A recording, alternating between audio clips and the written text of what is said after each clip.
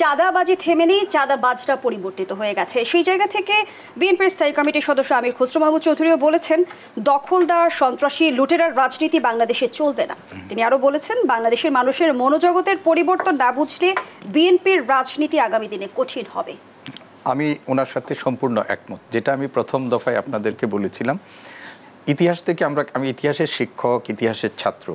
বলা হয় যে ইতিহাসের শিক্ষা খুব নির্মম, ইতিহাস থেকে কেউ শিক্ষা নেয় না। আজকে আপনি দেখেন, এই যে বিএনপির রাজনীতি চ্যালেঞ্জ হবে, কঠিন হবে, এটা একেবারে ধ্রুব সত্য। আপনি আওয়ামী লীগ এই 16 বছরে যা করে গেছে, বাংলাদেশের মানুষকে একটা যে শিক্ষা দিয়ে গেছে, রাজনীতির বিযুক্ত বাংলাদেশে বহু মানুষ আছে, যে মানুষগুলোর সমর্থন রাজনৈতিক দল হিসাবে বিএনপিকে লাগবে। এবং সেইটা যদি করতে হয় তাহলে পরিবর্তিত বাস্তবতার সাথে বিএনপিকেও পরিবর্তন হইতে হবে, সব রাজনৈতিক দলকেই পরিবর্তন হইতে হবে।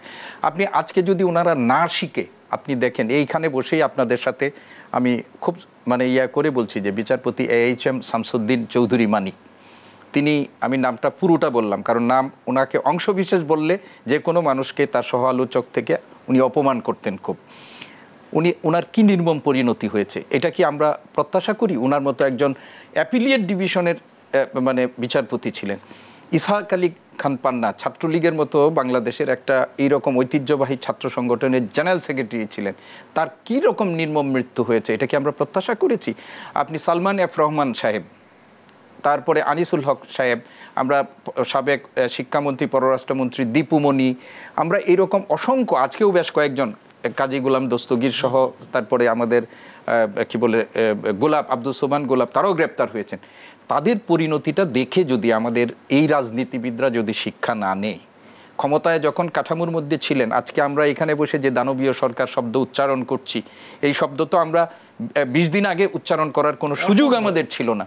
তো এই যে বাস্তবতার মধ্যে দিয়ে আজকে আসছি, শেখ হাসিনা তিনি পতিত স্বৈরাচার।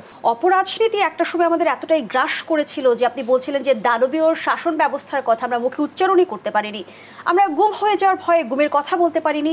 আয়নাঘরের বিষয়টি আমাদের জন্য অজানাই ছিল। আয়নাঘরের কথা আমাদের অজানা ছিল না।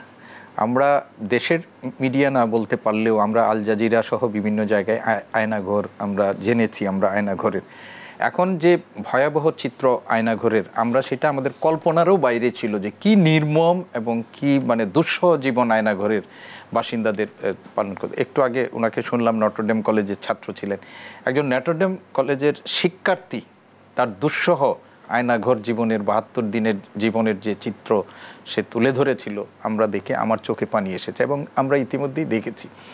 এখন দেখেন, এই যে আয়নাঘর সহ আমাদের প্রতিনিয়ত জীবনযাত্রার উপর যে চাপটা তৈরি হয়েছিল, এটার ফল কিন্তু এখন আওয়ামী লীগ হারে হারে পাচ্ছে। এই দেশের অনেক মানুষ বিশ্বাস করতো যে এই বছর একবার যদি ক্ষমতা কাঠামো থেকে আওয়ামী লীগ বিচ্ছিন্ন হয় তাহলে এটি একেবারে নিশ্চিহ্ন হয়ে যাবে। আমি জানি না ভবিষ্যতে কি হবে, কিন্তু উপক্রম যা আমরা উপসর্গগুলো যা দেখছি, সেটি হলো আওয়ামী লীগের একটা নিশ্চিহ্ন হওয়ার সময় এসে গেছে। আজকের এই তরুণ প্রজন্ম যারা এই আন্দোলনের সাথে যুক্ত হয়েছেন, একটু আগে বলেছেন যে 89 জন শিশু কিশোরের জীবন গেছে, এদের বয়স বা এই আন্দোলনে আমরা যারা সম্পৃক্ত দেখেছি, এদের বয়স এখন যাদের 10-12, যারা খুব ভালো করে এই জিনিসটা উপলব্ধি করেন, তারা কিন্তু আওয়ামী লীগের 72 থেকে 75 সেটা দেখে নাই, বা আগের কোনো কিছু দেখে নাই। অন্য সরকারের ফ্যাসিস্ট সরকার যেগুলো ছিল বা সামরিক সরকারের দুঃশাসন তারা দেখে নাই, আওয়ামী লীগের নির্মম দুঃশাসন তারা দেখেছে। এদের স্মৃতিতে আরও 50 বছর 40 বছর আওয়ামী লীগের ব্যাপারে, এই ফ্র্যাঙ্কেনস্টাইন, এই দানবদের ব্যাপারে থাকবে এবং আওয়ামী লীগের জন্য একটা ঘৃণা এই প্রজন্মের বহন করবে। ফলে একটা সংকট তো তৈরি হয়েছে। এখন এই যে আমরা আজকে এই কথাগুলো বলতে পারছি, এই যে আপনাদের সামনে এইগুলো বলছি, এটাও তো আমাদের নতুন বাংলাদেশ বিনির্মাণ, যেটা এতগুলো রক্তের বিনিময়ে হলো, সেটার একটা ফসল। এখন আপনি যেটা বলেছিলেন যে আমাদের তো সব দিকেই আমাদের একটা মেরামত করতে হবে। আজকে ডক্টর মোহাম্মদ ইউনূসের নেতৃত্বে যে সরকারটি গঠিত হয়েছে, সেই সরকারে যারা আছেন প্রত্যেকেই কিন্তু প্রাজ্ঞ, বিজ্ঞ, নিজ নিজ ক্ষেত্রে বিভিন্ন শ্রেণী পেশার মানুষের সমন্বয়ে গঠিত হয়েছে। তাদের কিন্তু দরকার হলো তাদের জন্য একটু সুস্থির সময়।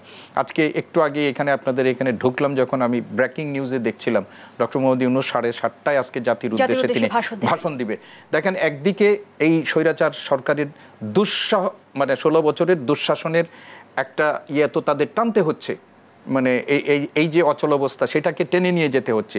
এর মধ্যে আমাদের দেশে একটা হলো ভারতীয় পানি আগ্রাসনের সাথে সাথে অতিবৃষ্টিজনিত কারণে বাংলাদেশের দক্ষিণ পূর্বাঞ্চলের এই যে 12টি জেলার প্রায় 1.5 কোটি মানুষের যে অবর্ণনীয় জীবনযাত্রা, এটাও কিন্তু এই সরকারের জন্য সেখানে প্রশ্ন আসে যে প্রতিবেশী দেশ